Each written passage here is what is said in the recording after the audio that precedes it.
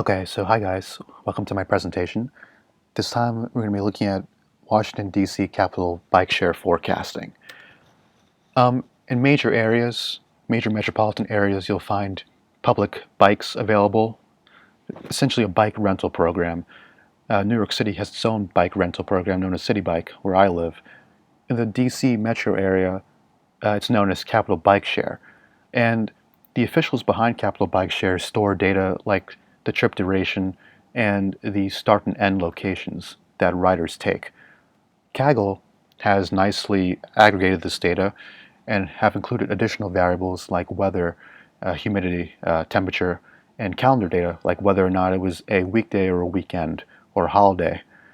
So why might we want to use this data? Well, a good forecast could help identify areas that need more bikes if we had location data on top of this. Also, we know, or we could know, how much revenue we would expect for a given day or a week. And if you were a cyclist, a leisure cyclist or a regular cyclist, you could sort of anticipate when there may be higher demand for bicycles. Okay, a first look at this data shows that there is some increasing trend during the summertime, and that there is an annual seasonality, and maybe even a weekly seasonality. So all in all, it looks very non-stationary. So an intuitive way of dealing with this data would be to remove a 364 period. And when we do that, we see that there's a damp sinusoidal pattern remaining. And it appears that there's an S equals 7 seasonal period of 7 days left over. So we'll remove that as well. After we remove that, we could see in the bottom graph here that AIC5 suggests an ARMA 2.2. Now, is this white noise? Unfortunately, it's not white noise. We can see the three peaks at around 3, 7, and 26. That's just too many peaks. So it's not white noise. As we just say here, large negative spike lag 7. Now, I did some experimentation, and I found that an ARMA 24.2 fits this data much better. So when we do that, we see that there's only one peak that falls inside the limit lines. And the Young box test also verifies that there's not enough evidence to suggest anything other than white noise. All the p-values are well above 0.05. And a nice added bonus is that the residuals are normally distributed, which is nice for the prediction intervals, which we'll see a little bit later. So here is the prediction intervals and the forecast for the last 30 days of the data set. You can see that the prediction intervals aren't that wide. That's thanks to the normally distributed nature of those intervals themselves. We get an ASC or RMSC rather, of around 260, and we tend to overpredict the holiday season. You know, the New Year's Eve and Christmas holiday season.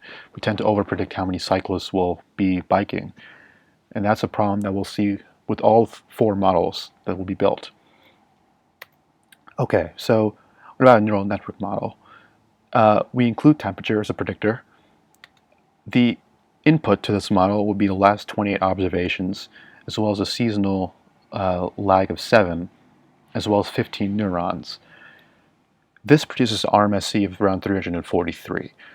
And we could see the output here. It doesn't do as well as the Aruma model, but this does much better than just keeping the response variable alone. The RMSC was around 500 with just the response variable by itself. So this is an improvement. Moving on to the VAR model, if you recall, the Aruma model included a p equals 24 term. Remember, we said it was an ARMA 24.2. So we're going to extend p up to 30 for the VAR select. When we do that, and also including normalized temperature as a predictor, the AIC selects 30 and the BIC selects 6 for the lag value. And when we forecast with those models, you see that the AIC is pretty large compared to the MLP and the Aruma. So we wonder, can we do better than this? What if we used p equals 24? Turns out that we get an RMSC of around 391.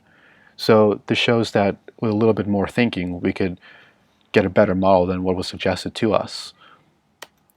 And here are the forecasts and the prediction intervals for the response variable, which is known as count, the number of bikes that are in use.